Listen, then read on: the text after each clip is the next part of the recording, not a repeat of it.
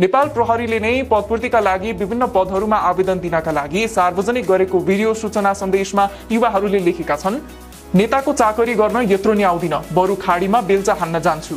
नेताको दास हुन पर्छ, म चाहिँ हुन्न भर्ती।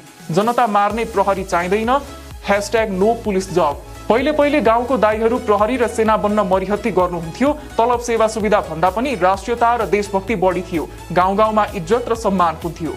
आजकल त प्रहरी र सेना भन्ने बित्तिकै करियर बिगारेको, केही गर्न नसकेर पुलिस भएको, भविष्य अन्यल भएको भन्ने भाष्य स्थापित भएको छ। प्रहरी र सेनामा काम गर्ने भन्यो भने त बिहे गर्न केटी नै नपाउने अवस्था छ।